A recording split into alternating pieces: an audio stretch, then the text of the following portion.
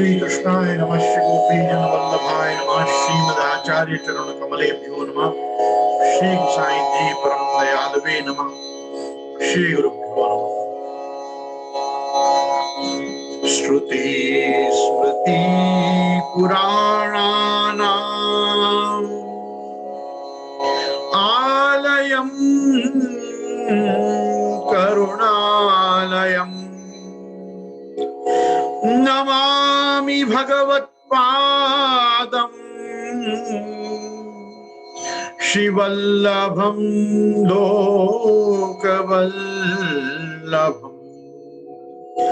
वल्लभं विठ्ठलाचार्यं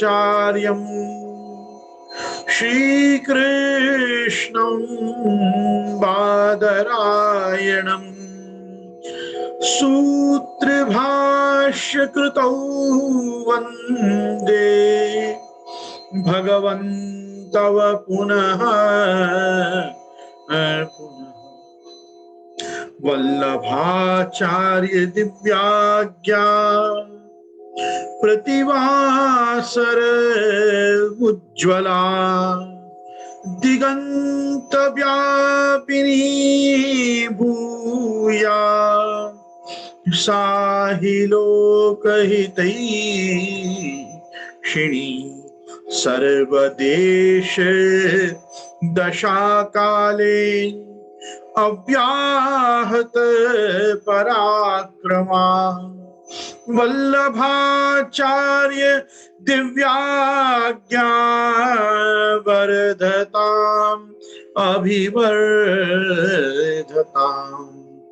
नत्वा श्री वल्लभाचार्यान् पुष्टिमार्गोपदेशकान् विठ्ठलेशान् गुरुन् स्तौमि बालकृष्ण महाप्रभुन्। श्री कृष्णाय नमः, श्री गुरुभ्यो नमः।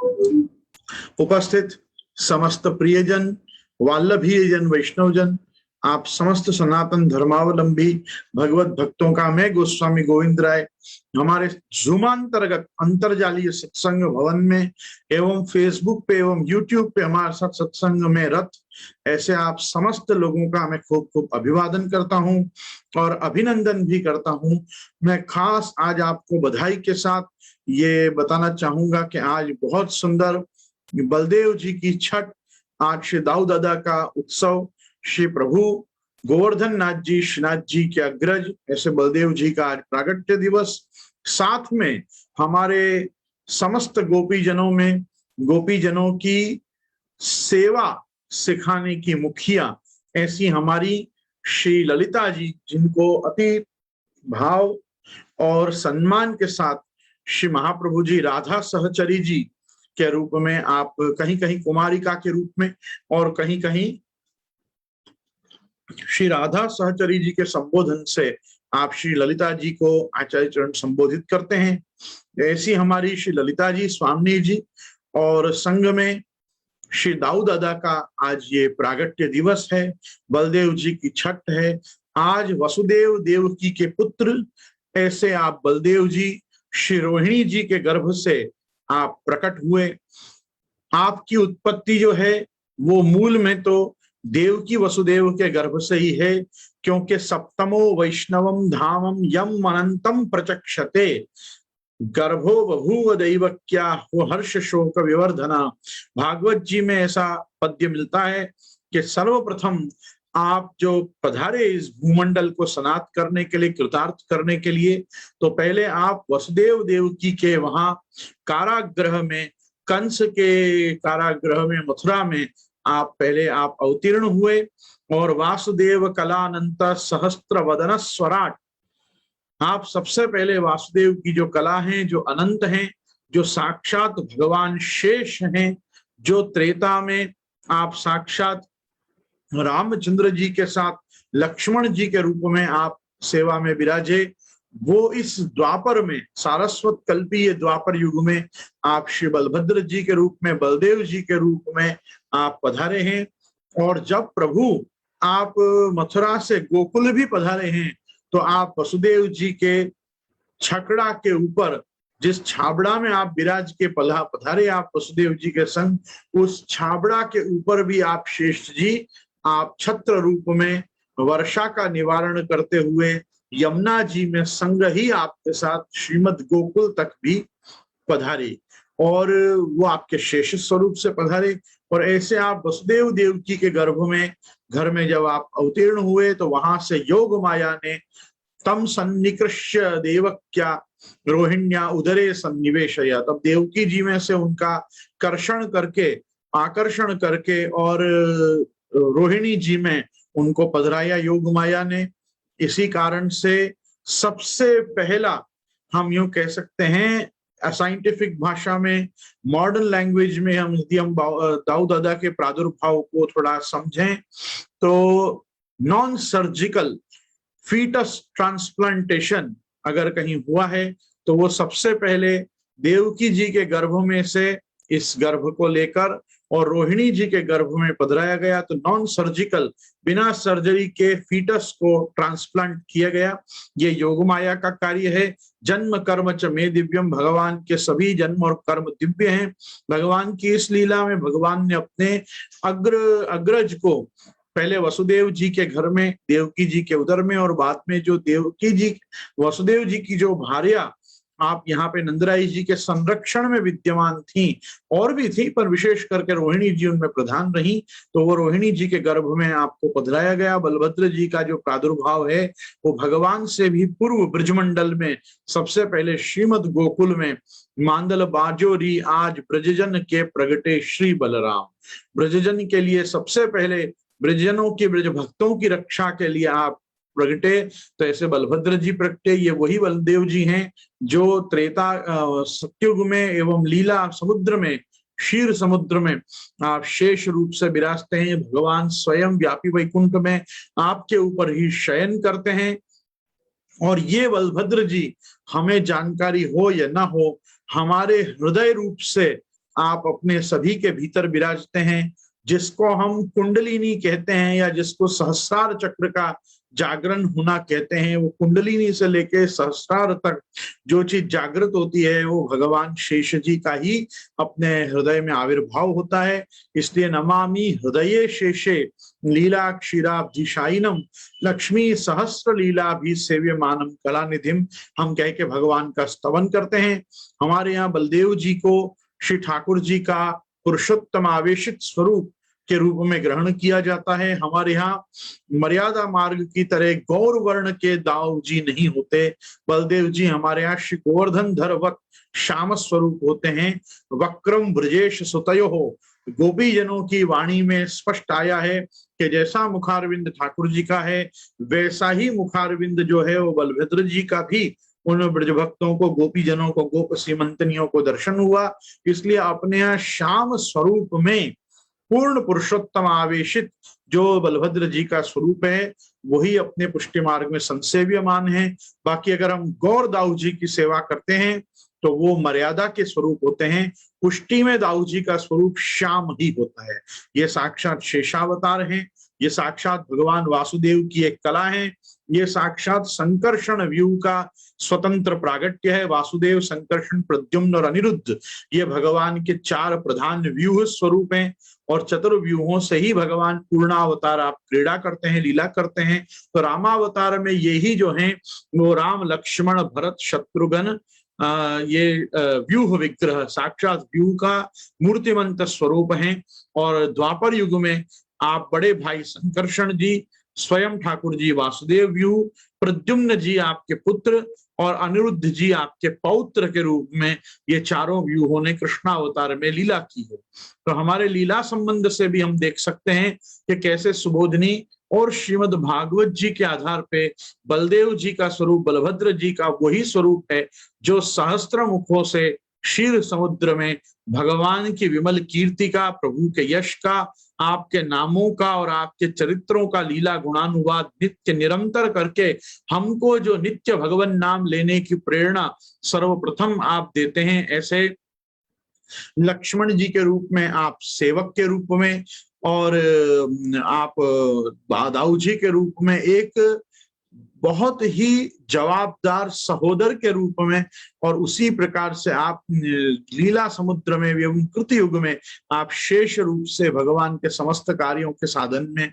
आप विराजते हैं। ये आज उन बलदेव जी का हमारे यहाँ उत्सव है। और कौंडिन्यो गोपिका प्रोक्ता गुरुवः साधनम च तत्, इसमें जो कौंडिन्यो गोपिका प्रोक्ता गुरुवः, ये वाक्य के हम यदि पूरे आख्यान को देखेंगे तो ललिता जी ही हैं कि जिनको मेन कौंडिन्य ऋषि ने जिनको अपना गुरु माना, और ललिता जी और वैराग्य के स्वरूप को कौंडिन्य ऋषि से भी किस प्रकार से ब्रज भक्तों ने सीख के धारण किया। तो हमारे यहाँ सेवा की जो प्रधान मुखिया, मेरे कहने का मतलब जिनके ऊपर पूरी जवाबदारी है पुष्टि पुरुषोत्तम के समस्त सेवा प्रकार की, ऐसे चंद्रावली जी को और श्री साक्षात स्वामी जी को प्रिय ऐसी राधा सहचरी जी, हमारे ललिता जी भी आज ही आप प्रगटे हैं। आप युगल स्वरूप की सेवा में तत्पर हैं। ऐसी परिचारिका सेविका के रूप में आप स्वामिनियों में प्रधान ऐसी ललिता जी आप प्रगटी हैं आज के दिन। और इसी के साथ सेवकों में, गोप सखाओं में, ग्वालों में, बालों में और प्रभु के सतत सुहृदों में जो सर्वश्रेष्ठ हैं, ऐसे बलदेव जी भी आज प्रगटे हैं। यही बलदेव जी ने सबसे पहले तालवन को विजय करके धेनुकासुर का संहार किया, और धेनुकासुर का वध करने के कारण तालवन को सबसे पहली बार कैप्चर करके उसको जीतने के और कंस के शासन से उसको मुक्त कराने के कारण आप ताल ध्वज हुए। आपके ध्वज पे भी हमेशा ताल वृक्ष का चिन्ह होता है। जैसे भगवान गरुड़ ध्वज हैं, जैसे अर्जुन कपित ध्वज है, वैसे बलदेव जी जो हैं वो ताल ध्वज हैं। यहाँ तक कि बलदेव जी के तो रथ का नाम भी ताल ध्वज रथ ही है, क्योंकि जब मनुष्य पहली बार कहीं कोई बड़ी जीत हासिल करता है तो उसको कभी नहीं भूलता है। तो बलदेव जी ने भी लीला में सबसे पहले धेनुकासुर का वध किया, और धेनुक वध करने के कारण, तालवन को जीतने के कारण, तो धेनुकासुर, प्रलंबासुर, ऐसे बहुत सारे महान दैत्यों का आपने ब्रज में पहले ब्रजलीला में वध किया है बलदेव जी ने। और शंखचूड़ वध के समय भी आप शंखचूड़ के पीछे दौड़ पड़े, लेकिन भगवान ने कहा नहीं, इसका वध मैं मेरे हाथ से करूंगा करके भगवान ने बलदेव जी को गोपी जनों की रक्षा के रखा, और आपने स्वयं जाके शंखचूड़ का वध किया।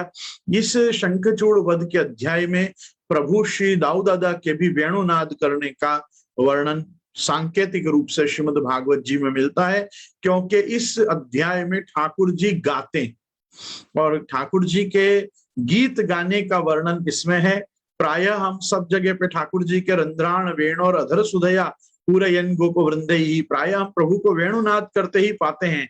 लेकिन रास पंचाध्यायी के बाद प्रभु रास से इतने प्रसन्न हुए कि प्रभु ने खुद ने, आपने अपने भाई के साथ वन विहार करते, गौचारण करते और गोपीजनों की वन भोजन की सब सेवा छाक लीला को स्वीकारते हुए आपने गाना गाया। और जिस समय आपने गान किया उस समय श्री बलदेव जी ने वेणुनाद किया। तो इसी कारण से हमारे पुष्टि मार्ग में भी श्री दाऊ दादा भी वेणु जी धरते हैं। दाऊ जी के भी वेणु का नाद होता है। बहुत लोग सोचते हैं कि केवल पुष्टि पुरुषोत्तम का आवेशित स्वरूप होने के कारण दाऊ जी वेणुनाद करते हैं या वेणु जी धरते हैं, लेकिन दाऊ जी के केवल दो हल और मूसल ही आयुध नहीं है। जैसे पुष्टि की लीला में प्रभु के वेणु और वेत्र ही प्रभु के आयुध रूप हैं, उसी प्रकार से दाऊ जी के चार आयुध होते हैं, वेणु, वेत्र, हल और मूसल। तो आप चारों चीजों को सर्वदा धारण करते हैं। श्रृंगार में केवल वेत्र नहीं आता, और बाकी राजभोग एवं संध्या आरती में दोनों समय चारों वस्तु आप में धराई जाती हैं। और शयन में केवल आप गोवर्धन धरवत आप वेणुनाद करते हैं। तो ये सब हमारे यहाँ बलदेव जी की सेवा का एक विशिष्ट क्रम है। सभी बड़े घरों में आप देख सकते हैं कि किस प्रकार से दाऊ जी स्वतंत्र विराजते हैं। लोग मुझे पूछते हैं कि श्रीनाथ जी में दाऊ जी कहाँ विराजते हैं, तो उसके लिए मैं आपको बताऊंगा नहीं कि दाऊ जी श्रीनाथ जी में कहाँ विराजते हैं। श्रीनाथ जी में तो खैर श्री विग्रह में शेष जी के चिन्ह विद्यमान हैं ही। आपकी पीठिका में, आपकी कंदरा में शेष जी आप साक्षात वहां विराजते हैं। तो दाऊ जी तो आप विराज ही रहे हैं श्री गोवर्धनधर के रूप में। लेकिन आप ध्यान से कभी श्री नवनीत प्रिया जी के मंदिर में दर्शन करेंगे तो श्री नवनीत प्रिया जी की गोद के ठाकुर जी हैं अम्मा क्षत्राणी के बालकृष्ण लाल, और चांपा भाई भंडारी के मदन मोहन लाल, ये आपके बाजू में ही एक छोटी सांगा माची पे सर्वदा विराजते हैं। तो मैं यहाँ मेरे साथ के सत्संगियों को एक छोटा सा होमवर्क देना चाहता हूं कि आप शांति से अम्मा क्षत्राणी की वार्ता देखिए। अम्मा क्षत्राणी की वार्ता में आपको पता चलेगा कि दाऊ जी कैसे श्री नवनीत प्रिया जी के बाजू में विराजते हैं। तो ये चीज खास आपको खुद सेल्फ स्टडी में मजा आएगा। तो चांपाबाई भंडारी के मदन मोहन जी और अम्मा क्षत्राणी के बालकृष्ण लाल जो संग विराजते हैं, वो किस प्रकार से बलदेव जी का दाऊ जी का ही स्वरूप है, ये आप उनकी वार्ता से स्वयं इसका इन्वेस्टिगेशन करिएगा। ये वार्ता जी आपको बहुत आनंद देगी। वह खैर मेरे कहने का तात्पर्य सातों घरों में कभी कहीं कहीं प्रत्यक्ष प्रकट रूप में, कहीं परोक्ष रूप में या इतर मंदिरों में सातों ग्रहों में श्री बलदेव जी विराजते ही हैं। पुष्टि मार्ग में केवल दाऊ जी का महत्व सेवा प्रकार में ही नहीं है, अपितु बलदेव जी ने 2 बार पृथ्वी परिक्रमा के समय श्री महाप्रभु जी पे होने वाले डकैतों के अटैक को भी आपने साक्षात बचाया है। और जब दूसरी यात्रा पूरी करके और श्रीमद आचार्य चरण आप अपने माँ को मिलते हैं, तो माँ पूछते हैं कि आप नेपाल काठमांडू पशुपतिनाथ के दर्शन करने जाने वाले थे, तो आप वहां क्यों नहीं गए? तो तब वहां पे श्री महाप्रभु जी अपनी मातृचरण इल्लम्मा गारू जी को बताते हैं कि किस प्रकार से हमारे साथ पे, हमारे संघ के लोगों पे, वैष्णवों के हमारे समुदाय पे जो टोली मेरे साथ चल रही थी, सब जो शास्त्रार्थ करने भी जो महाप्रभु जी के सेवक संघ में चलते थे, स्वभू स्वयंभू लकुटा लोकी वेत्र भृत वीर इत्यादि सब, तो शंभु भट्ट आदि, तो ये लोग सब, और कृष्णदास मेघन, हरसानी जी, वासुदेव दास छकड़ा, या जो भी अन्य साथ में 84 में वैष्णवों में के जो संघ चलते थे, इन सभी लोगों के ऊपर 2 बार दस्युओं ने मतलब चाइनीज लोगों ने कैसा अटैक किया, और एक जगह पे क्या कहते हैं लैंडस्लाइड एवलॉन्च को, मतलब आपको वहां पे पूरी घाटी ही सरक गई, तो उसके कारण से आपको गतिरोध हुआ। तो ऐसे 2-3 प्रसंग आपने मातृचरण को सुनाते हैं श्री महाप्रभु जी कि किस प्रकार से मुझ पे आपदाएं आई और हम लोग नेपाल पशुपतिनाथ के दर्शन करने नहीं जा पाए, और उस कारण उस समय पे लक्ष्मण जी ने और शेष जी ने मेरी रक्षा की। ऐसा वहां पे वल्लभ दिग्विजय ग्रंथ में स्वयं श्री यदुनाथ जी लिखते हैं कि महाप्रभु जी अपनी मातृचरण को बताते हैं कि कैसे बलदेव जी लक्ष्मण जी के रूप में, कहीं कहीं शेष जी के रूप में, कोई न कोई रूप से किस प्रकार से दाऊ जी ने मेरी रक्षा की और मैं बच गया, नहीं तो हमारे ऊपर बहुत बड़ी आपत्ति आई थी यात्रा के दरमियान। ऐसे प्रसंग वल्लभ दिग्विजय में हमको मिलते हैं। तो हमारे यहाँ भी बहुत लोग परंपरा से कोई न कोई अच्छा कार्य होने पर दाऊ जी को हांडा आरोगाते हैं। कोई न कोई व्यक्ति, किसी की कुछ कामना होती है, सब होती है, तो ये कामना वाला जो हांडा आरोगाया जाता है वो केवल ब्रज के दाऊ जी जो आप बलदेव में महावन में विराजते हैं वहां पे प्रायः लोग करते हैं। और वो भी मर्यादा मार्गीय भक्तों का ये एक प्रेमी भाव होता है कि वो लोग किसी चीज की मानता करते हैं। हमारे यहाँ तो कोई चीज की मानता होती ही नहीं, क्योंकि अपने को कुछ मांगने की या कुछ मानता रखने की आवश्यकता ही नहीं है। प्रभु सर्व समर्थो ही ततो निश्चिंतताम व्रजेत, और प्रार्थित एवा ततः किम स्यात् स्वाम्याभिप्राय संशयात्, सर्वत्र तस्य सर्वम ही सर्व सामर्थ्यमेव च। प्रभु सर्वज्ञ हैं, सर्व सामर्थ्यवान हैं, भक्त के हृदय की पीड़ा को प्रभु जानते ही हैं, प्रभु कृपा करके उसका निवारण करते ही हैं। इसलिए न हमको कुछ मांगना पड़ता है और ना किसी की कोई प्रकार की मानता हमको रखनी पड़ती है। पर हाँ, हमारे कोई ऐसे कार्य हो जिनको हम बहुत कठिन जान पड़ते हो हमको, और वो सहज में जब हो जाते हैं तो बहुत प्रसन्नता के साथ लोग अपनी खुशी का हांडा जरूर श्री दाऊ जी को आरोगाते हैं, गिरिराज जी का कुनवाड़ा कराते हैं, यमुना जी का कुनवाड़ा करते हैं। तो ये किसी की मानता के रूप में नहीं होता, बस किसी चीज की बधाई मिली, किसी चीज का आनंद आ गया, तो वो आनंद के आवेश में अपन एक प्रभु को जो कहना तो नहीं चाहिए पर थैंक्स गिविंग करते हैं, वो उस रूप में लोग बहुत प्रेम में आके, ये बहुत भावुकता का विषय है, इसमें सिद्धांत का विषय नहीं है, लोग आके हांडा आरोगाते हैं दाऊ दादा को। तो दाऊ जी का हांडा होता है, गिरिराज जी की सामग्री बोली जाती है, यमुना जी की सामग्री बोली जाती है, पर ये कार्य की सिद्धि के उपलक्ष्य में आनंद में आरोगानी चाहिए। इसको कभी ऐसे नहीं अरोगानी चाहिए कि प्रभु मेरा ये कार्य हो जाएगा तो मैं आपको ये करूंगा। ऐसी कोई शर्त के साथ ठाकुर जी को कोई प्रलोभन देने का ऐसा फालतू विचार मनुष्य जीव को नहीं लाना चाहिए, क्योंकि ये कोई हमारे नारियल फोड़ने का संप्रदाय या स्थान नहीं है कि अगर ये होगा तो मैं 2 नारियल चढ़ा दूंगा और ये होगा तो मैं ये इतने फल दे दूंगा या इतना होगा तो मैं तुला दान करा के अपने अपने वजन के जितना दान करूंगा। ये सब अपने मार्ग की विधा नहीं, अपने मार्ग का ये टेस्ट नहीं। अपने मार्ग में तो हर चीज की बधाई बांटी जाती है कि आज मेरा ये कार्य हो गया, ये इसकी बधाई, आज मेरा ये कार्य हो गया, ये इसकी बधाई। तो बस प्रभु की एक ये लीला ही है कि हमको ये सब बड़ों के चरित्र से, ये दाऊ दादा से, ये ललिता जी से, ये सभी सखियों से, श्री चंद्रावली जी से, यमुना जी से हमको यही सीखना चाहिए कि किस प्रकार से ये प्रभु को प्रसन्न करने के लिए और प्रभु की प्रसन्नता में अपनी प्रसन्नता को निहित रखने के लिए ये सेवा के स्वरूप का विस्तार करती हैं। तो ये सभी हमारे जो पूज्य हमारे लीला परिकर के जो सदस्य हैं, ये समस्त लीला परिकर जो साक्षात हैं, ये हमको सेवा का बहुत उपदेश करते हैं। तो ये सेवा का उपदेश, ये सेवा का स्मरण, ये सेवा का अपने को आनंद आपने को प्राप्त होता है जब हम इस प्रकार से हमारे मार्ग के सिद्धांत को देखते हैं, मार्ग के स्वरूप को देखते हैं, मार्ग की उपासना पद्धति को देखते हैं। तो हमको बड़ा गर्व होता है कि ये पुष्टि मार्ग में पहले से अद्यावधि चला आ रहा है कि किस प्रकार से लोग प्रसन्न होके प्रभु को कुछ विशेष अरोगाते हैं, कुछ विशेष धराते हैं, कुछ विशेष वस्तु सिद्ध कराते हैं। तो बस जैसे हमारे घर में ऐसा होता है कि आज मेरा बेटा पास हो गया, आज मेरा बेटा बहुत अच्छे नंबर लाया, आज मेरे बेटे को नौकरी मिली, आज मेरे बेटे का संबंध नक्की हो गया, आज मेरे बेटी का घर में बच्चा हुआ, ऐसी कोई भी प्रकार की जैसे लौकिक में हम प्रसन्न होके एक पार्टी देते हैं, वैसे कोई भी छोटे बड़ी घटना पे हमारे ब्रजभक्त जो हैं, हमारे जो ये सब लीला सृष्टि के लोग हैं, ये कुछ बात में प्रसन्न होके प्रभु को कुछ धराते हैं, प्रभु कुछ अरोगाते हैं, प्रभु को कुछ सुनाते हैं। तो ये प्रकार से ही ये बधाई बांटते हैं और एक प्रकार से सेलिब्रेट करते हैं सेवा को, ये सेलिब्रेशन करते हैं एक सेवा में, और किस प्रकार से अपनी सेवा को ही ये एक एक्साइटमेंट के रूप में, फन के रूप में, एनर्जाइजेशन के रूप में ये बहुत प्रकार से लेते हैं। तो मैं समझता हूं कि ये सब हमको एक सीख देते हैं कि कैसे ब्रजभक्तों ने सर्वदा, यहाँ तक कि मैं अभी बलदेव जी की आपसे चर्चा कर रहा था, बलदेव जी की एक्चुअल लीलाओं का तो विवरण और वर्णन खास करके उत्तरार्ध में श्री सुखदेव जी ने जबरदस्त किया है।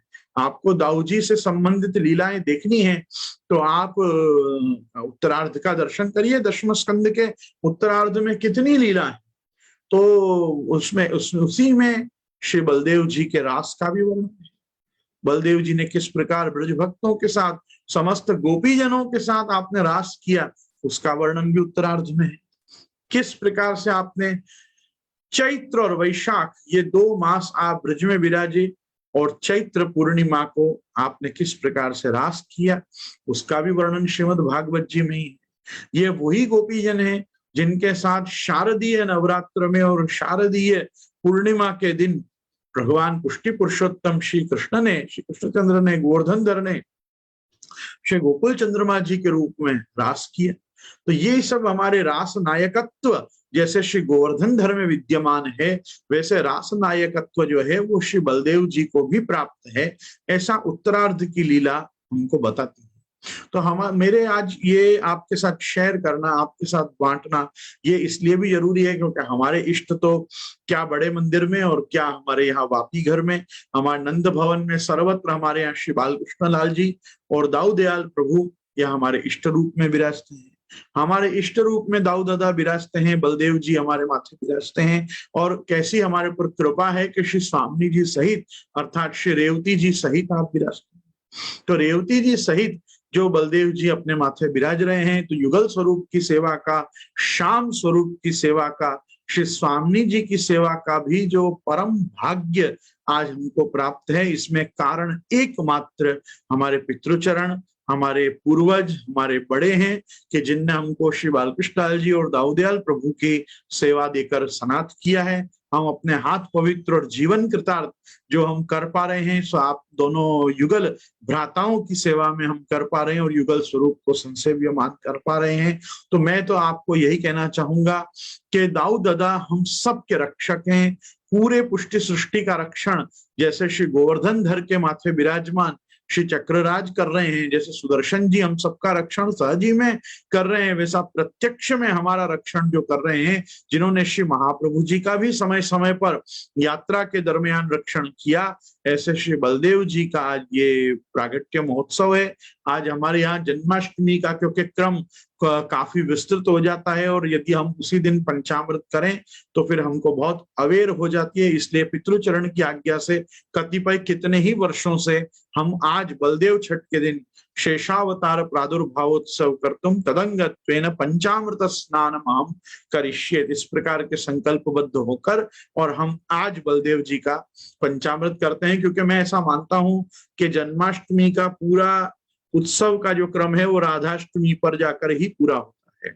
जब तक श्री स्वामी जी नहीं प्रकटते तब तक लीला आगे बढ़ नहीं पाती। इसीलिए आप देखो ठाकुर जी और स्वामी जी के बीच में ही प्रधान लीला सृष्टि का प्रादुर्भाव रखा गया है, और जो लीला सृष्टि हम ठाकुर जी के बाद इस भूतल पे आई है और उसका जो संकलन संवरण और लीला की प्राप्ति जिनको करानी है, उनमें श्री यमुना जी प्रधान। इसलिए देखो यमुना जी का उत्सव इसके बीच में नहीं आता, बाकी क्योंकि यमुना जी अभी हमारे तक जरूरी है, हम सबको भी लीला संबंध कराने के लिए श्री यमुना जी जरूरी है, इसलिए ठाकुर जी का प्रागट्य होता है, फिर चंद्रावली जी का प्रादुर्भाव होता है, फिर आज ललिता जी का और बलदेव जी का होता है, फिर कल विशाखा जी का उत्सव है, फिर श्री स्वामी जी का उत्सव, और ठाकुर जी की छठी भी दूसरे दिन ही पूजी जाती है। तो नवमी के दिन ही प्रभु का सृष्टि का पूजन भी होता है। तो ये सब आप चीजों पे विचार करोगे तो देखोगे कैसे, और ये जब लीला सृष्टि आ जाती है तो ठाकुर जी कहते हैं दान देहो गुजरेटी हमारो, दान देहो, फिर दान के दिन प्रारंभ हो जाते हैं। तो हमारे सब चीजें जो हैं वो चलती फिरती हैं। बिल्कुल आपको दिखेगी कि कैसे भागवत जी लीला और सेवा प्रकार ये हमारे साथ चल रहा है।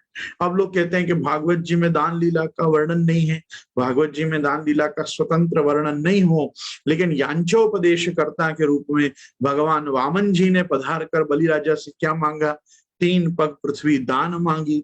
तो दान कैसे मांगा जाता है, दान किनसे लिया जाता है, कैसे दानी को अप्रोच किया जाता है, वो दानी राही जी के रूप में तो स्वयं वामन जी ने ही हमको पधार के दान मांगना सिखाया है। याचना कैसे करनी चाहिए, मांगना कैसे चाहिए, उसका अगर कहीं स्वरूप बताया है। और आप देखो ब्राह्मण जो होते हैं वो कुछ न कुछ मांगते हैं, दक्षिणा मांगते हैं, द्रव्य मांगते हैं, भूमि मांगते हैं, गाय मांगते हैं, अग्निहोत्र की समिधा मांगते हैं। तो समित पाणी क्षोत्रिय समय गुरुमेव अभिगच्छेत, समिधा हाथ में लेकर ही अपने गुरु के पास जाना चाहिए। समित पाणी होकर मतलब समिधा उनके यज्ञ की सामग्री लेकर जाना चाहिए। इसीलिए अपने आप ही परंपरा है, वैष्णव हमेशा गुरु भेंट लेकर ही आते हैं। पहले गुरु के लिए सीधा सामग्री लेके आते थे, सेवा के साहित्य की पदार्थों का संग्रह करके आते थे। क्यों? रिक्त हस्तम न पश्येद आचार्य, खाली हाथ आचार्य को नहीं मिलना चाहिए। रिक्त हस्तम न पश्ये च राजा नाम देवताम गुरु, राजा को, देवता को और गुरु को खाली हाथ नहीं मिला जाता, कुछ न कुछ उनके लिए भेंट लेके जानी चाहिए।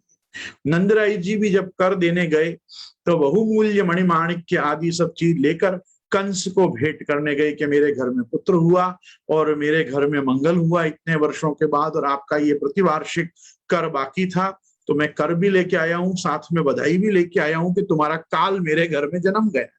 खैर ऐसा उन्होंने नहीं कहा, लेकिन कहने का तात्पर्य ये तो वही बात हो गई कि जाके इन्फॉर्म करिए कि हाँ तुमको मारने वाला वो मेरे पास आ गया है। तो ये हम देख सकते हैं कि किस प्रकार से याचना करना, कैसे मांगना, ये भी वामन जी के चरित्र में आया है।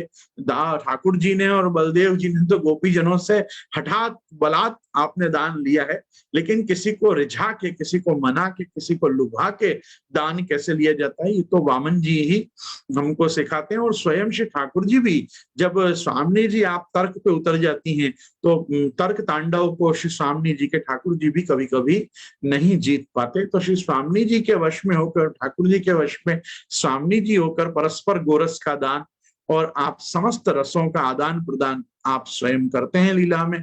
तो दान लीला, रस सर्वस्वम, श्रृंगार रस मंडन, गुप्त रस आदि बहुत से प्रसंगों में श्री गुसाई जी ने कृपा करके उसी भागवतीय सारस्वत कल्पीय लीला को हमको गा के सुनाया है। मैं मानता हूं कि स्वतंत्र रूप से हिंडोला के दिनों का वर्णन, दान लीला का वर्णन, होरी खेल के दिनों का वर्णन ये श्रीमद् भागवत जी में नहीं मिलता। ये तो पुष्टि मार्गियों का ही सौभाग्य है कि पुष्टि मार्गीय लोग दान लीला के दिनों को अपने प्रभु और अपने गुरु के साथ मना पाते हैं और उसी प्रकार से होरी खेल कर पाते हैं, उसी प्रकार से आचार्यों को हिंडोला झुला पाते हैं, राखी बांध पाते हैं, पवित्रा धरा पाते हैं, प्रसादी जवारा धराते हैं। तो हमारे यहाँ यस्य देवे परा भक्ति यथा देवी तथा गुरु तस्यै ते कटिता यर्ता प्रकाशन्ते महात्मना को किस प्रकार से हम जीते हैं संग में, वो हमको पुष्टि मार्ग ही सिखाता है। पुष्टि मार्ग हमको ये बताता है कि गुरु सेवा स्वतंत्रोक्ता, गुरु सेवा स्वतंत्रोक्ता। श्री महाप्रभु जी ने भी एकादशम स्कंद की जो कारिकाएं लिखी हैं सुबोधनी में, वहां पे स्पष्ट आज्ञा किया, यह निरालंबो यथा लोके स्थान भ्रष्टो निगद्यते, गुरु सेवा विहीनोपि, जो गुरु सेवा से हीन है वो लोग उसी प्रकार से हैं जैसे कोई स्थान भ्रष्ट हो जाए। तो गुरु सेवा स्वतंत्र होता है। भगवान की सेवा जो है जैसे तादृशी भक्त करते हैं वैसे ही तादृशी भक्त गुरुजनों की भी सेवा करते हैं। अपने यहाँ गुरु ने कभी अपनी सेवा कराई नहीं, ये एक बात सत्य है। गुरु ने हमेशा ये कहा ठाकुर जी की सेवा करो। गुरु साक्षात हमारे यहाँ ठाकुर जी स्वयं पधारे, श्री महाप्रभु जी श्री गुसाई जी के रूप में साक्षात गोवर्धन धर आप श्री कृष्ण पधारे, लेकिन ये नहीं कहा कि मेरी सेवा करो, कहा तुम ठाकुर जी की सेवा करो। तो हमारे यहाँ के गुरु का गौरव ही यह है कि हमारे यहाँ का गुरु प्रभु की ओर ले जाता है और हमारे यहाँ के प्रभु बताते हैं कि गुरु बिना मेरी प्राप्ति भी असंभव है। आचार्यवान पुरुषो वेद, आचार्य माम विजानीयात्, आचार्य चैत्य वपुषा स्वगतिम व्यनक्ति।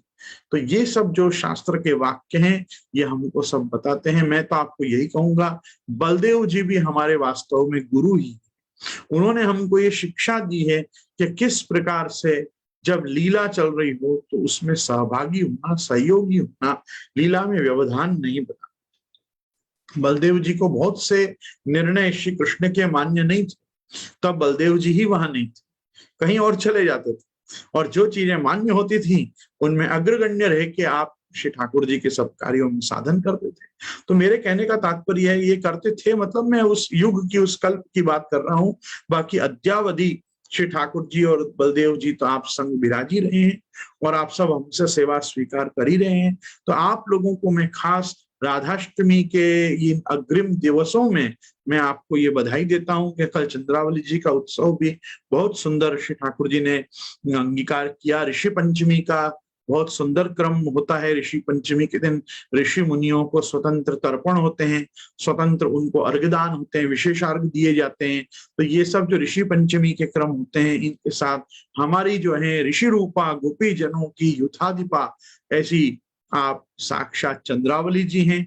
चंद्रावली जी ऋषि रूपा गोपी जनों की मुखिया है और श्रुति रूपा गोपी जनों की मुखिया जो है वो स्वयं श्री स्वामी जी और श्री राधा सहचरी जी, जिनको हम कुमारिका कहते हैं, वो हैं। और इस प्रकार से हमारी जो पूरी लीला सृष्टि है ये सब मिलके परात्पर ब्रह्म पुष्टि पुरुषोत्तम भगवान श्री कृष्ण की सेवा करते हैं। ये प्रभु का जो दिव्य और अलौकिक सेवा मार्ग है, इस अलौकिक दिव्य सेवा मार्ग के लिए ही श्री महाप्रभु जी ने ये कृपा करके हरसानी जी के और कृष्णदास मेघन के मिस हमको ये सिद्धांत का रहस्य मंत्र संहिता मंत्र संप्रदाय से इतर हमको बना के दिया।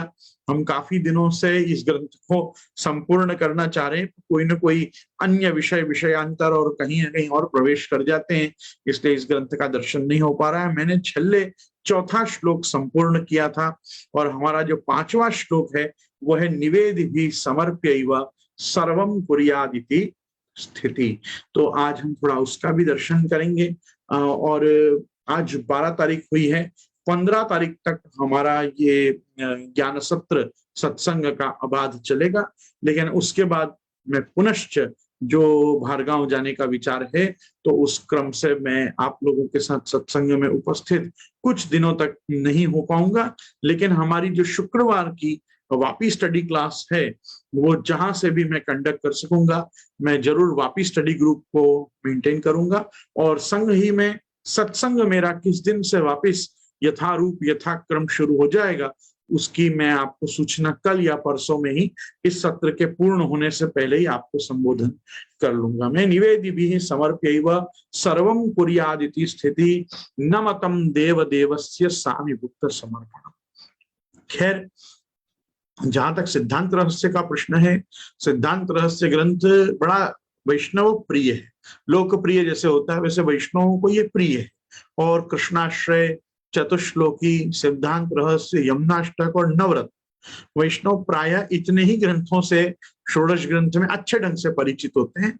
इसलिए मैं जहां से छोड़ रहा हूं वहां से मैं उसको वापस उठाने का प्रयास कर रहा हूं। ये मैं व्यंग में भी कहता हूं और ये वास्तविकता भी है। इसमें जिनको व्यंग लगता हो इस व्यंग को जरूर स्वीकार लें, क्योंकि मैंने ऐसा देखा है कोई बालबोध का पाठ नहीं करता, कोई सिद्धांत मुक्तावली का पाठ नहीं करता, पुष्टि प्रवाह मर्यादा भेद को तो कोई स्पर्श भी नहीं करता है, क्योंकि उनको डर लगता है कहीं हमारे प्रवाही के लक्षण हमको पता चल गए तो, कि हम तो प्रवाही जीव हैं तो हम कहाँ जाएंगे। तो ऐसा होता है, वो कारण से वो डरते हैं। क्योंकि महाप्रभु जी ने एक बहुत जबरदस्त एक टेबल के रूप में, एक जैसा टाइम टेबल होता है, जैसा अपना शेड्यूल होता है, वैसा पुष्टि प्रवाह मर्यादा भेद ये तीनों के कैटेगरीज, क्लासिफिकेशंस और डिपार्टमेंट्स बना के बता दिया है कि भाई ये पुष्टि का जीव है, ये मर्यादा का जीव है और ये प्रवाही जीव है। तो लोग सब कभी कभी ऐसे इंट्रोस्पेक्शन से डर जाते हैं तो पुष्टि प्रवाह मर्यादा भेद का पाठ नहीं करते। उसी प्रकार से किसी को अपना अंतःकरण पवित्र नहीं करना है। हर व्यक्ति को लगता है कि मेरा मानस पटल जो है वो परिपूर्ण रूप से परम शुद्ध है, इसलिए कोई अंतःकरण प्रबोध का पाठ नहीं करता। श्री महाप्रभु जी अपने अंतःकरण को प्रबोधित करने का प्रयास जरूर करते हैं, पर हम उनसे ये सीखते नहीं हैं कि इति श्री कृष्णदासस्य वल्लभस्य हितम वच चित्तम प्रति यदा कर्ण भक्तो निश्चिंतताम ब्रजेत। महाप्रभु जी ने अंतःकरण प्रबोध के उपसंहार में ये श्लोक कहा कि मेरी ये बात को जो लोग सुन लेंगे वो निश्चिंत हो जाएंगे। निश्चिंत क्यों हो जाएंगे? हमारा जो खराब होता है ना वो प्राय अंतःकरण ही होता है। देह से तो हम परम शुद्ध होते हैं। पुष्टि मार्गी लोग आधे से ज्यादा टाइम अपरस में होते हैं, तो पुष्टि मार्गी लोगों को अपरस में से तो बाहर निकालना पड़ता है, इसलिए उनकी देह शुद्धि नहीं है, ऐसा नहीं है, देह से परम शुद्ध होते हैं वो। और दूसरा कारण क्या है कि अंतःकरण हमारा मलिन होता है, क्योंकि अंतःकरण 4 चीजों से बनता है, मन, बुद्धि, चित्त और अहंकार। कुछ लोग अहंकार से पीड़ित हैं, कुछ लोगों की चित्त वृत्तियां भ्रष्ट हैं, कुछ लोगों के मन मलिन है और कुछ लोगों की बुद्धि खराब है। तो इनमें से 4 इन ऑर्गन्स में से कोई ना कोई एक, और ये ऑब्जेक्टिव ऑर्गन नहीं है, सब्जेक्टिव ऑर्गन्स हैं, तो इनकी जो सेंसिटिविटी है वो थोड़ी अलग प्रकार से ही चलती है। तो मन, बुद्धि, चित्त और अहंकार, ये चारों चीजों को मिला के अंतःकरण चतुष्टय कहा जाता है। जब ये चारों मिलते हैं तब उसको अंतःकरण कहते हैं। तो किसी का मन, किसी की बुद्धि, किसी की चित्त वृत्ति और किसी का अहंकार, ये किसी को भगवत चरणारविंद की प्राप्ति, भगवान नाम का उच्चारण नहीं करने देता। इसलिए इनका संशोधन, मार्जन, इनकी शुद्धिकरण के प्रकारों को ढूंढना चाहिए। और आचार्य चरण ने तो अपने खुद के मनोभाव अभिव्यक्त करके समर्पणाद अहम पूर्वम उत्तम किम सदास्त काम माधवता भाव्या पश्चातापो यतो भवेत सत्य संकल्प तो विष्णु नान्यथा तु करिष्यति इत्यादि बहुत से सुंदर सुंदर वाक्य अंतःकरण प्रबोध में समाविष्टित करके और आपने हमको दिए हैं, जिससे हम अपने अंतःकरण को पवित्र कर सकें। वैष्णव मुझसे पूछते हैं कि हमारे हृदय की और हमारे भावों की शुद्धि कैसे हो? अरे आप षोडश ग्रंथ का नित्य पाठ करो। षोडश ग्रंथ का पाठ करने से आपके सभी प्रकार के जो मानसिक व्यसन है, जो मानसिक व्यभिचार है, जो मानसिक रूप से मलिनता अपने अंदर जीव स्वभावत्वेन अपने अंदर आती है। मैं ये नहीं कहता हूं कोई संकल्प पूर्वक कोई अपराध करने का, दोष करने का, पाप करने का कोई संकल्प लेता है, पर सहज स्वभाव जीव का है कि खराब काम में हमारी प्रवृत्ति जल्दी हो जाती है। अच्छे कार्यों के लिए हमको अपने मन को बलात् वहां पे लाना पड़ता है, बलात् उसको कर्षण करके लेके आना पड़ता है कि चल अच्छे कार्य करते हैं, कुछ चल 2 माला फेर लें, चल पाठ कर लें, चल सेवा में जा लें, चल अपरस कर लें, चल सामग्री बना लें, चल कल के श्रृंगार काट लें, कल के मनोरथ की तैयारी कर लें, कल के उत्सव की कुछ सज्जा सुसज्जा व्यवस्था कर लें। इसके लिए तो अपने को जबरदस्ती अपने को भेजना पड़ता है, अपने तन को, अपने मन को एक जगह लाना पड़ता है। पर आप किसी को कहो कि एक सीरियल देख ले फिर अपन सब कर लेंगे, तो मनुष्य कहेगा हाँ चलो કેટલી વાર ની છે, કેટલો समय लागશે, एड छोड़ीने पण अर्धो कलाकમાં एक एपिसोड तो થઈ જ जैसे करके आदमी बैठ जाता है और फिर आदमी फिर सेवा कार्य को सोचता है कि सेवा तो मुझे ही करनी है ना, अभी करूं कि बाद में करूं, पर ये मेरी सीरियल ना छूट जाए। ऐसा पहले होता था, अब तो मोबाइल ने उसका भी सत्यानाश कर दिया है। तो पहले लोग ऐसा करते थे, ठीक है। अभी कहने का मतलब अंतःकरण की पवित्रता के लिए थोड़ा अंतःकरण प्रबोध का पाठ करिए, कृष्णाश्रय चतुश्लोकी, भक्तिवर्धिनी का लोग पाठ नहीं करते, इसलिए भक्ति बढ़ती नहीं मनुष्य की। भक्तिवर्धिनी का पाठ करना, भक्तिवर्धिनी को समझना, ये सब संप्रदाय में बहुत जरूरी है। अभी तो हम क्योंकि सिद्धांत रहस्य पे, इसलिए मैं ज्यादा इसके प्रपंच में नहीं जाऊंगा। मैं आपसे कह रहा हूं, निवेदि भी समर्प्य सर्वम पुरियाति स्थिति न मतम देव देवस्य साम्य भुक्त समर्पणम। पुष्टि मार्ग की रीति सु आचार्य द्वारा जा जीव को निवेदन भयो है, वह जीव को भगवान को अर्पण करी के ही सब कार्य करनी चाहिए। ऐसी भक्ति मार्ग की दोष रहित मर्यादा है। तामे जो अर्धभुक्त पदार्थ हों सो देवन के देव प्रभुन को समर्पण करवे योग्य नहीं है। इतने इसकी टीका के रूप में यहाँ समझा रहे हैं कि अपने मार्ग में 3 चीजें स्वतंत्र रूप से दी हुई। मेरी बात को बहुत ध्यान से सुनिएगा।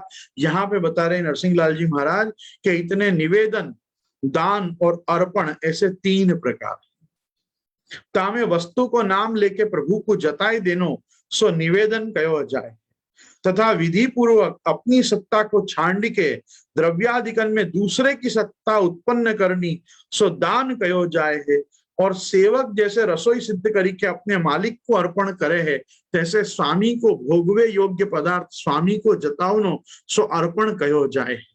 वह रीति सो पुष्टि मार्गी सेवा करता को ये कर्तव्य है कि प्रथम प्रभु को निवेदित भई ऐसी वस्तु फिर प्रभु को अर्पण करी के ता पाछे लौकिक तथा वैदिक सर्व कार्य करनो, ऐसी भक्ति मार्ग की मर्यादा। अब मेरी बात को ध्यान से सुनिए। यहाँ पे श्री नरसिंह लाल जी महाराज पूर्व के टीकाकारों के अभिप्राय को लेकर सिद्धांत रहस्य में समझा रहे हैं कि क्या क्या चीजों के फर्क है। एक है निवेदन। निवेदन किस चीज को कहा कि वस्तु को नाम लेके प्रभु को जताए देनो।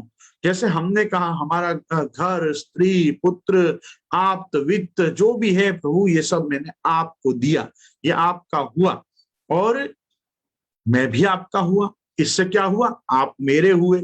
ये जो एक प्रभु को जताना है इसे कहते हैं निवेदन। कोई वस्तु का हम कहते हैं कि एक निवेदन करूं मतलब मैं आपको कुछ बताऊं मेरे मन की। तो अपने मन की प्रभु को जो बताना है, उसमें जो प्रभु को जताना है कि प्रभु मेरा जो भी कुछ है वो आपका है, वो है निवेदन। और यहाँ कहा निवेदि भी समर्प्य ही, जो निवेदित है उसी का समर्पण हो सकता है। तो ठीक है, तो फिर एक दूसरी चीज प्रकट हुई, दान। किसी को कुछ दे देना।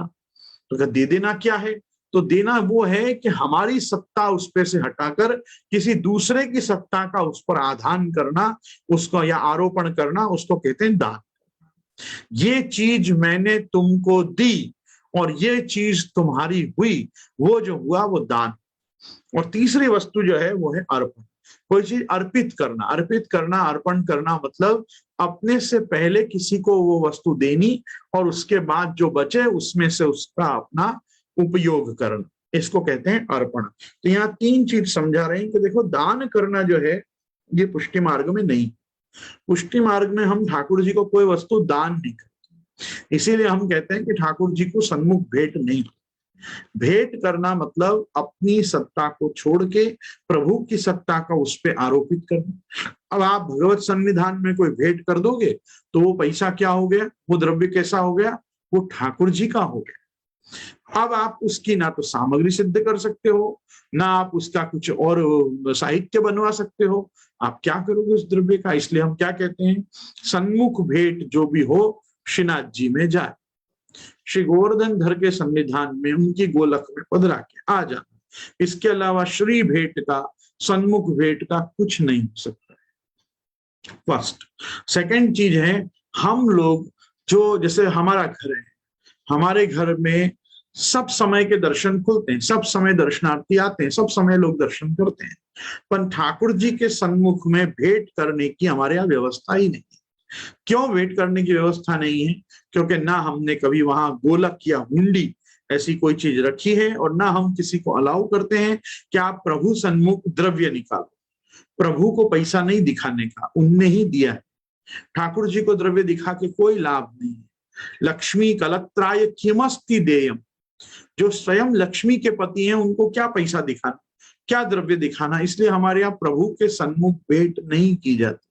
हम किसी की भेंट लेते भी, कोई भेंट निकाले भी तो हम उसको एजुकेट करते हैं, अहिया भेंट नहीं करवानी, गादी जी मां भेंट करो। महाप्रभु जी जहां विराजते हो, महाप्रभु जी की गादी जी जहां विराजती हो, वहां आचार्य चरण को भेंट करो तो आचार्य चरण तुम्हारी सेवा को ठाकुर जी तक पहुंचा। ऐसे भी अग्नि का एक नाम है हव्यवाहन। आप जो हवन करते हैं जिस देवता के निमित्त, उस देवता तक वो हविषा, वो होम की हुई सामग्री पहुंचाना, ये कार्य अग्नि का है। महाप्रभु जी को भेंट करने का तात्पर्य यही है कि महाप्रभु जी ही हैं जो अग्नि नय सुपताराये तस्मान विश्वानि देव वयुनानि विद्वान युयोध्यस्म जुहुराण मेनो भूयिष्ठान्ते नम उक्तिम विधेम।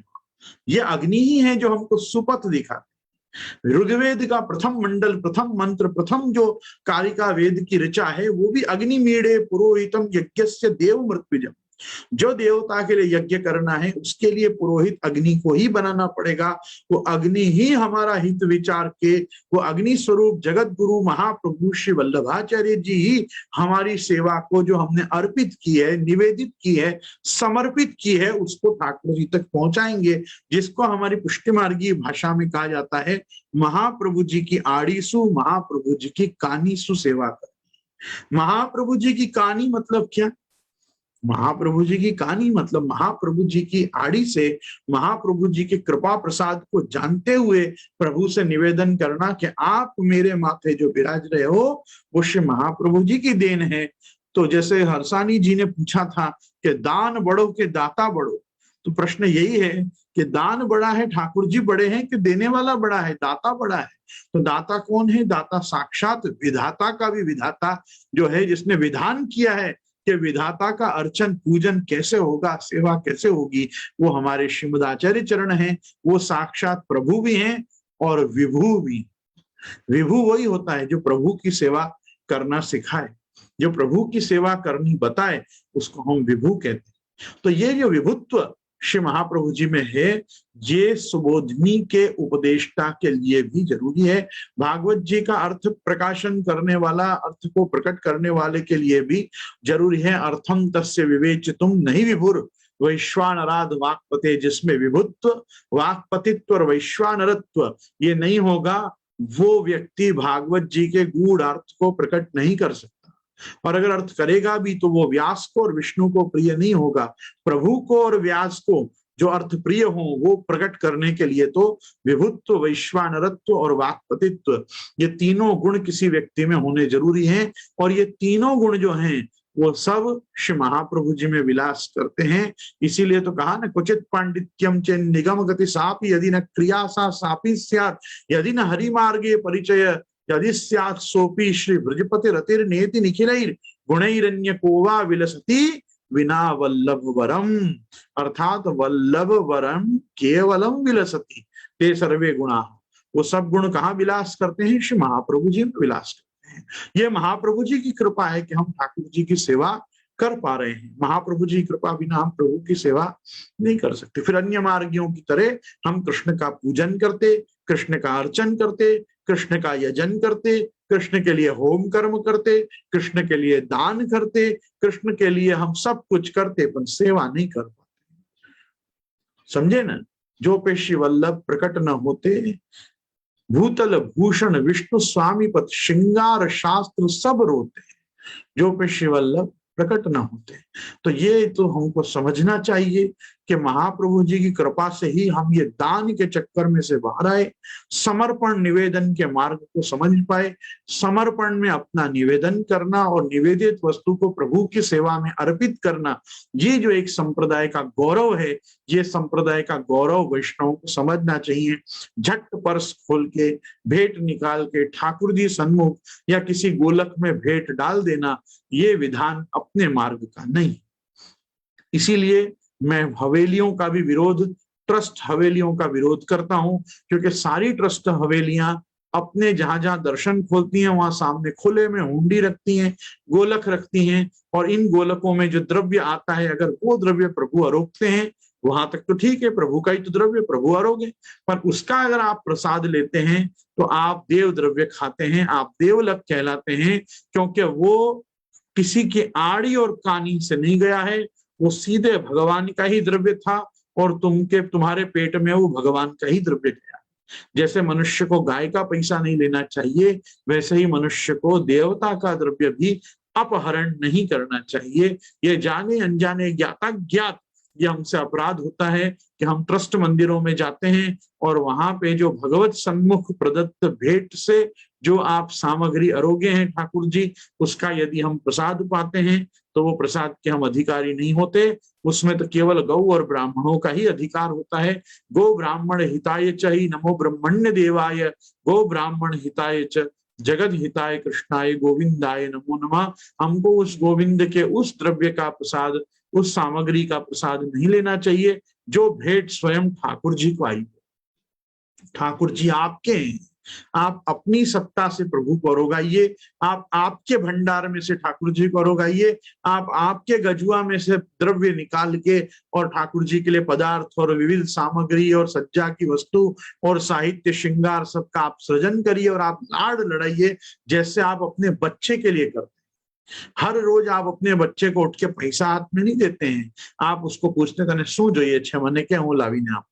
तो जैसे हम अपने बच्चे को लाड़ लाड़ लाड़ करते हैं, उसको हम अपने खिलाते हैं, वैसे हम अपने ठाकुर जी के साथ भी रहते हैं।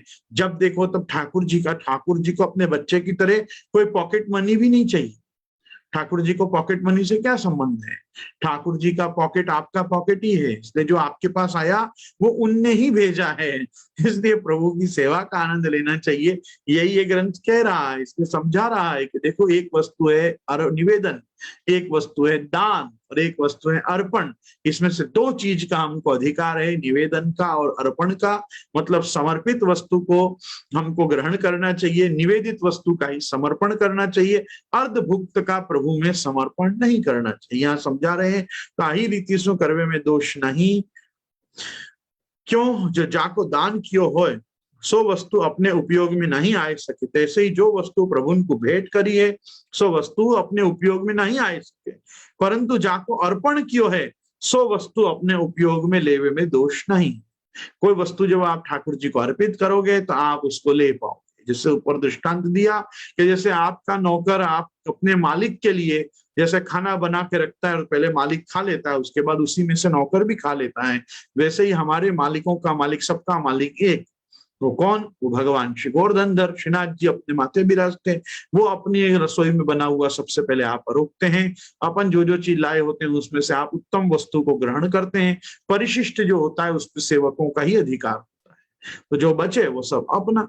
तो ये प्रकार से तामे एक पदार्थ में से थोड़ो भाग अपने उपयोग में लेके बाकी बचे जो भाग है सो सामी भुक्त अर्धभुक्त कयो जाए, सो प्रभुन को अर्पण करवे योग्य नहीं है। अर्थात ये सब वस्तु प्रभुन की है, ऐसो अनुसंधान राखी के फेरी प्रभुन को अर्पण करिए, ये प्रभुन को महाप्रसाद है ऐसो समझ के अपने उपयोग में लेनी, और अर्धभुक्त हो ऐसो प्रभुन को ना ही समर्पणी। यहाँ टीकाकार हमको समझाना चाह रहे हैं कि वो वैष्णवों का और पुष्टि मार्गियों का एक बहुत बेसिक क्वेश्चन होता है कि हमारा लड़का, हमारा पति, हमारे घर के लोग सुबह सुबह जल्दी निकल जाते हैं, उनको टिफिन बना के देना पड़ता है। वो टिफिन अगर वो लेके जाते हैं, उसके बाद हमारे ठाकुर जी जागते हैं, तो जो टिफिन के लिए बनाया है उसमें से ठाकुर जी को भोग धर सकते क्या? ऐसा लोग पूछते हैं। तो हम उनका एक ही उत्तर देते हैं कि ऐसा करो, आप टिफिन के लिए जो भी चीज बना रहे हो उसमें से पहले ठाकुर जी का थाल काढ़ लो। ठाकुर जी का थाल काढ़ के उसके बाद जो बचे उसमें से टिफिन भरो। टिफिन का सब माल निकाल के जो बचा है उसका ठाकुर जी का थाल मत करो। पहले ठाकुर जी की भावना रखो कि बच्चे का टिफिन मैं बाद में भरूंगी, पहले मेरे अलौकिक बच्चे का टिफिन भरूंगी। पहले मैं अपने पति का टिफिन नहीं भरूंगी, पहले मैं मेरे अलौकिक पति का टिफिन भरूंगी, और उसके बाद जो बचेगा वो मेरे पति के टिफिन में भी ठूंस दूंगी। ऐसी अच्छी भावना रख के पहले ठाकुर जी का थाल निकाल लो, तो फिर ये अर्धभुक्त सामी भुक्त की समस्या नहीं रहेगी। फिर भले ठाकुर जी जब जागे अपने टेस्ट से, जब आपको खाने हो पराठा साग, तो प्रभु अरोगे आनंद से, उसमें क्या आपत्ति है। अब आपने पहले भावना क्या रखी? अपना मार्ग कर्म प्रधान नहीं है, अपना मार्ग भाव प्रधान है। भावना पहले ये होनी चाहिए, मैंने पहले ठाकुर जी को काढ़ लियो, अब भले मैं 10 जन का टिफिन भरूं, पर 10 जन का टिफिन भरे बाद जो बच गया वो मैं ठाकुर जी को भोग अधरी दो। ये जो एक मनोवृत्ति है, इसका यहाँ पे निषेध किया जा रहा है। ऐसा आप ठाकुर जी के साथ सेवा का आडंबर मत करो। सेवा के आडंबर में ये व्यवस्था करो कि पहले जो चीज बनी प्रभु की रसोई में, उसमें से ठाकुर जी का नेग काट लिया। अब लोग निंदा करते हैं नेग भोग की। नेग क्या होता है? नेग क्या होता है? नेग यही होता है। नेग मतलब भाग, पहले भाग प्रभु का, जो बचा हुआ वो सभी का, और पहले भाग जो प्रभु का उसमें से दास प्रसाद पाएगा। मतलब वो प्रसाद कौन लेगा? अब आपको क्या प्रश्न होगा? इसमें प्रश्न इतना ही होगा कि भाई ये न के न प्रकार ने जो टिफिन गया वो तो अनप्रसादी गया ना, पर वो अनप्रसादी जरूर गया, अनिवेदित नहीं गया। एक चीज समझो, वो अनप्रसादी जरूर गया, मैं मानता हूं, पर अनिवेदित नहीं गया। ऐसी स्थिति में आपके घर में आप 7-7 दिन 8-8 दिन पहले से बहुत सारे पेड़ा बना के रख लेते हो, तो 2 पेड़ा प्रसादी रख दो टिफिन में, साथ में कुछ और एक आध ढाड़ो मोहन थाल या कुछ और साथ में रख दो कि जो पति को लगे हाँ प्रसाद भी मिला। तो भाई ऐसा है कि अपन अपने पास बहुत सारे वे आउट है, ऐसा कुछ ना कुछ करके, ऐसा द्रविड़ प्राणायाम भी कर ही लेने का, लेकिन सही काम करने का। सही प्राणायाम नहीं हो सके कोई बात नहीं, द्रविड़ प्राणायाम कर लो, उल्टे होके प्राणायाम कर लो, लेकिन करो तो सही। आपको यही समस्या है ना कि भाई हमारे तो भाई ये नहीं कहने प्रकार वो अनप्रसादी खा रहा है ना, वो अनप्रसादी खा रहा है। लेकिन इसीलिए यहाँ समझाएगा, एक वस्तु है निवेदित, एक वस्तु है समर्पित।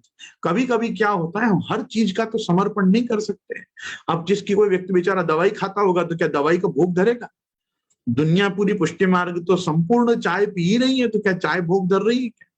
नहीं। आप प्रसादी दूध से चाय बना रहे हैं, आप प्रसादी मिश्री या बूरा या खांड या साकर जो आपके पास है वो आप प्रसादी मिला के आप मान ले रहे हैं कि हाँ मेरी चाय प्रसादी है।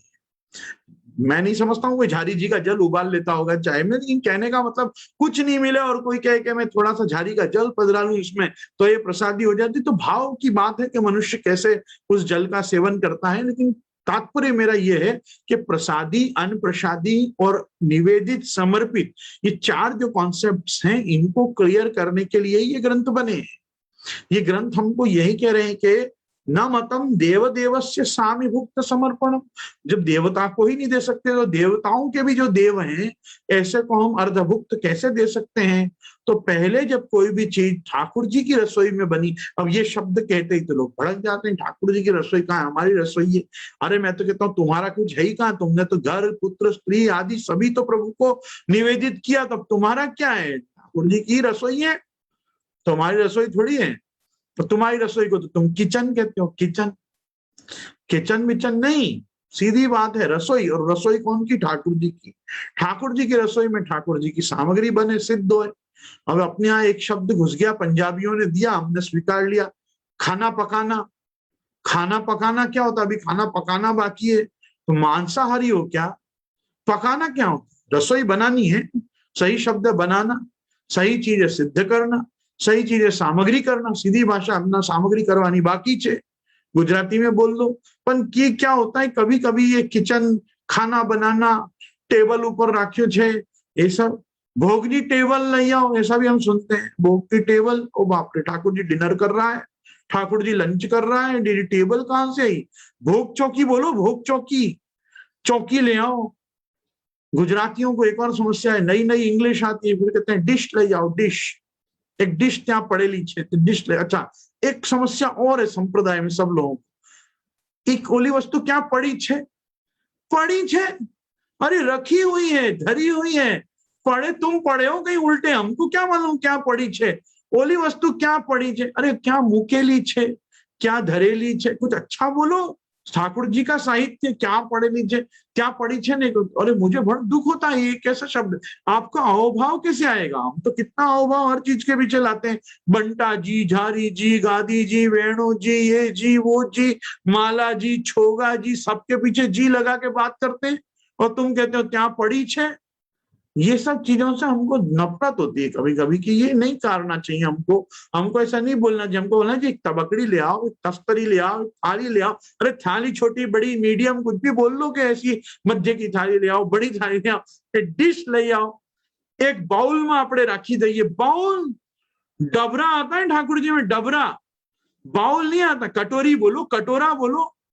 हम तो पुष्टि मार्गी, हम तो देखो तपेली और तपेला, हमारा तो वल्लभ कुल की तपेली, हमने क्या कराई आज, बालक की तपेली कराई, तो तपेली तपेला बोलो। अब कोई कहेगा बाउल में फल આપણે ઠાકોરજી में फल फूल આપણે बाउल में साजी दई, बाउल नहीं आउल हो तुम दिन में भी अंधेरे में ही हो और अंधेरे में तुम दिन में आ जाते हो, ये क्या तुम्हारी वृत्ति है। इसलिए ठाकुर जी के पदार्थ, ठाकुर जी की चीजें, ठाकुर जी की सब साहित्य की वस्तुएं, उनके जो जैसे नाम है वो बोलोगे तो अहोभाव है। आप एक डिश को और एक बाउल को है ना, आप अपने जूठन बर्तनों के साथ भी मान सकते हो, पर ठाकुर जी को जो भोग धरे ना जिन पात्रों में, उनको जूठन के साथ नहीं मान पाओगे। भावना आ जाएगी, आमा मारा ठाकुरजी आरोग्य छे, त्या बधु एठू पड़ेलू छे, हूँ त्या नहीं मानू। पहले वो ऐठे बैठे को खासा करोगे, भले सिंक एक हो, भले पनाला एक हो, पहले 3 बार उसको धोगे कि मुझे भी ठाकुर जी के पात्र खासा यहाँ करने, पहले मैं हमारी ऐठी जूठी से इसको शुद्ध कर लूं, फिर मैं उसमें पात्र मांजूंगी। आप देखो अपने यहाँ का सेवा प्रकार है ना, हमारे जीवन में नहीं, हमारे वाणी में ही नहीं, हमारे विचारों में भी पवित्रता लाता है। उसको कहते हैं सही अपरस। हम सही बोलें, सही सोचें, सही देखें, सही करें तो हम पुष्टि मार्गी, और नहीं तो अन्य मार्गियों में हमारे में फर्क ही क्या रहा। मैं लोगों को बहुत बार मना कर, ये पूरे दिन मुंह में हाथ डालना बंद करो, ऐसे ऐसे क्या करते रहते हैं, पता नहीं इनके जीवन में ब्रश वश कुछ है कि नहीं है, पूरे दिन ऐसे ही करके निकालते रहते हैं। ये पुष्टि मार्गी लोग हैं, ये जानवर हैं।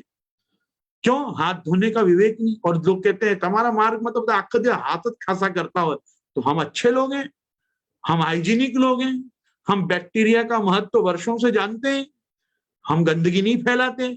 इसको ही अनाचार और दुराचार कहते हैं कि जो तुम सर्वत्र करते रहते हो। तो हमको इन सब चीजों से घृणा होती है। ये सब चीजें जब तक समाज में रहेंगी, इनको सेवा का उपदेश नहीं हो सकता, इनको शास्त्रोपदेश नहीं हो सकता। हाँ, लोगों को नहाना सिखाना पड़ेगा, हाँ लोगों को हाथ खासा करना सिखाना पड़ेगा, हाँ लोगों को मुंह धोना भी सिखाना पड़ेगा। ये सब नहीं सिखाओगे तो कैसे काम चलेगा। इसीलिए हमारे यहाँ एका लिंगा गुदे पंच तथा वाम करे दश उभयो सप्तदातव्य पादयोस्तु त्रिभिः, मट्टी से कितनी बार हाथ धोने उसका भी शास्त्र ने निर्णय दिया कि कौन से कर्म करके कितनी बार कैसे मृत्तिका से हाथ धोने, कितने कुल्ला करने, कब कब कुल्ला करने। ऋषि मुनियों ने बैठ के इसके ऊपर क्या टाइम वेस्ट किया है? नहीं, ये टाइम का यूटिलाइजेशन किया है कि आगे काल वास्तव में ऐसा आएगा कि कोई खाना खा के कुल्ला भी नहीं करेगा। तब लोगों को बताना पड़ेगा कि मुख शोधन करना बहुत जरूरी है, मुखवास लेना बहुत जरूरी है। ठाकुर जी को कोई व्यसन नहीं है कि तांबुल और बीड़ी और बीड़ा आप पूरे दिन आरोपते रहते हैं। ठाकुर जी को पता है उसकी उपादेयता, उपयोगिता। आज मनुष्य इतनी शक्कर और इतना घी का सेवन करेगा तो उसको जीवन में चूना खाना ही पड़ेगा, उसको कत्था खाना ही पड़ेगा। कत्था और चूना पान के साथ उतनी मात्रा में नहीं जाएगा तो उतने एंजाइम्स, उतने रसायन पैंक्रियाज में डेवलप ही नहीं होंगे कि जो इतने घी और शक्कर को पचा सके। कभी विचारना, कभी पूछना किसी न्यूट्रिशनिस्ट के पास जाके कि पान, कत्था और चूना खाने से क्या फायदा होता है। हाँ, मावा खाने से कोई फायदा नहीं होता, गुटखा खाने से कोई फायदा नहीं होता, पर प्रसादी बीड़ी खाने से फायदा होता है। तो ये चीजों का महत्व जीवन में लाओ। ये ग्रंथ बाद में काम आएंगे, पहले जीवन को स्वच्छ करो, अपने जीवन को सुंदर करो, जीवन को वास्तव में अपरस की निंदा और अपरस की खांडते रहना बंद करो और अपरस क्या है वो चीज समझो। तब जाके ये सब रस में से बाहर आके एक रस परमात्मा में एक तान हो पाओगे। ये जरूरी है। आचारो परमो धर्म, आचार विचार परम धर्म है। आचारहीन जो पुरुष है वो पशुवत है। तो अगर पशुवत जीवन से उब गए हो तो पुष्टि मार्ग में आओ, और पुष्टि मार्ग में भी आके पशुवत ही रहना है तो मैं कहता हूं वापिस पशुवत जीवन में ही चले जाओ। फिर भक्ति मार्ग में आके क्या करोगे? भक्ति मार्ग में तो उनको रहना चाहिए जिनको प्रभु को जैसे हम पसंद है वैसे रहने की तैयारी। प्रभु को हम कैसे पसंद है हम वैसे रहें। आप प्रभु मां चाले के नहीं, ओलो प्रभु मां चाले के नहीं, पहले चेक कर तू प्रभु मां चाले के नहीं।